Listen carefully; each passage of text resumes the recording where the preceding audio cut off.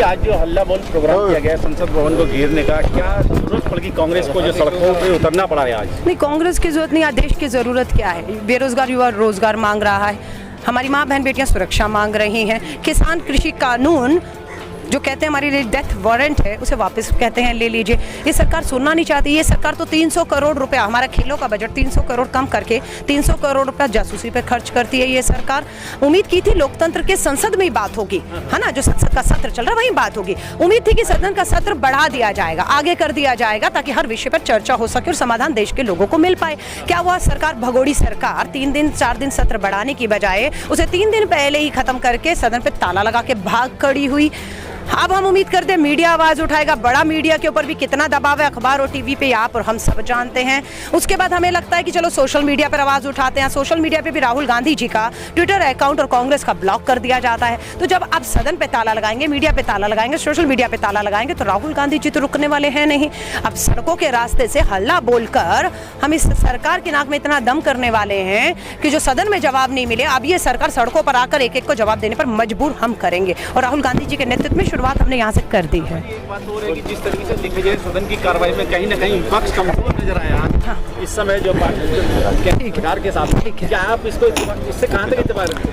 देखिए, ये किसका मानना है कि विपक्ष कमजोर दिखा, मुझे नहीं मालूम है। लोग ये मानते हैं विपक्ष इतना मजबूत दिख रहा था, खासतौर से राहुल गांधी जी के नेतृत्व में पूरा विपक्ष एकजुट था कि सत्ता पक्ष का एक सहयोगी हम तोड़कर अपनी सहमति के साथ ला पाए। नीतीश कुमार जी जेडीयू के मुख्यमंत्री हैं, किसके साथ है? भाजपा के साथ है। किसके स्वर में स्वर मिला रहे थे? राहुल गांधी जी के स्वर में स्वर मिलाते उन्होंने कहा हाँ, पेगासस जासूसी कांड के ऊपर जांच और चर्चा होनी चाहिए। तो ये तो विपक्ष और मजबूत हो गया ना कि आपका एक सहयोगी दल आज विपक्ष की मांग के साथ खड़ा हुआ है। तो यहाँ विपक्ष कमजोर नहीं दिखता, यहाँ सरकार कमजोर दिखती है। प्रधानमंत्री मोदी जी कमजोर दिखते हैं कि अपने ही सहयोगियों को समझा नहीं पा रहे। शिवसेना को किसने छोड़ा?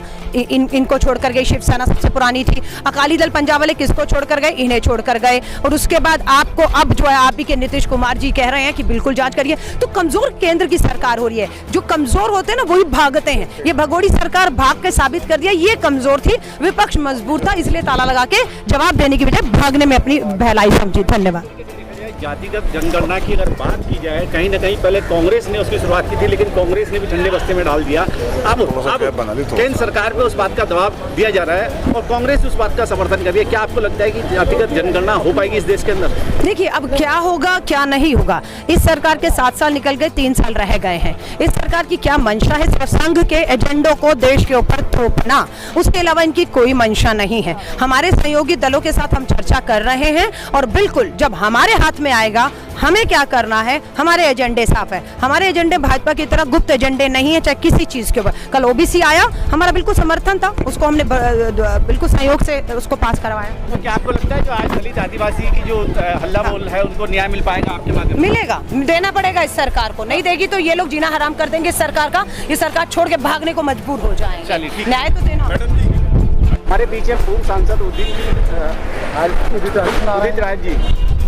आज देखा जाए तो संसद घेराव की बात कांग्रेस के माध्यम से क्या रहा आज के इस प्रोग्राम को? देखिए, आज एक आक्रोश रैली थी यहाँ पर और जिस तरह से दलितों के ऊपर, महिलाओं के ऊपर अत्याचार इस सरकार में बढ़ा है उसके विरोध में राहुल जी का संबोधन था।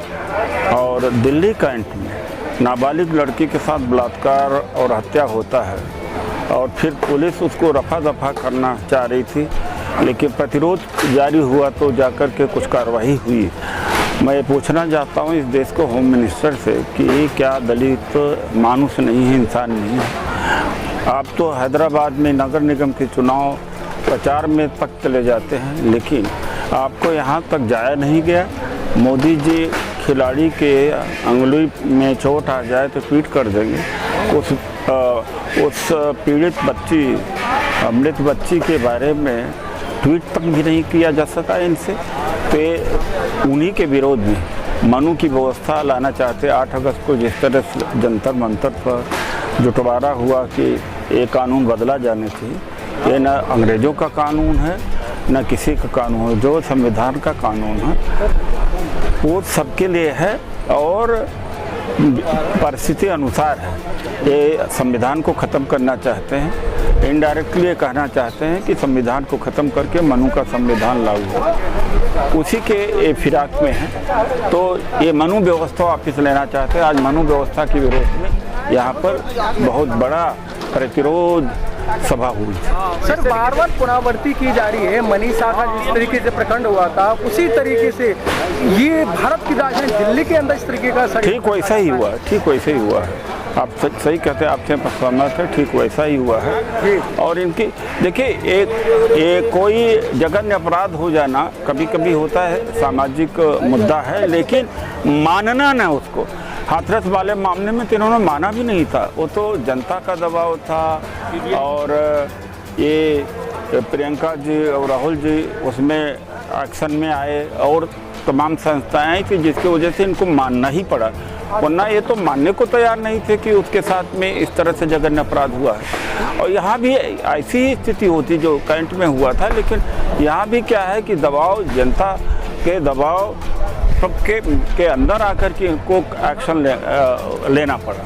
सर, षड्यंत्रकारी इतने हावी हो रहे हैं कि अपराध करने से पहले वो बता देते हैं कि ये हम काम करने जा रहे हैं। बिल्कुल, क्योंकि उन्हें मालूम है इस बात का कि कोई एक्शन होने वाला नहीं है। कुछ दिनों के बाद में मामला रफा दफा हो जाता है। वो जानते हैं कि उनके ऊपर मोदी, अमित शाह और आरएसएस का बर्दाश्त है।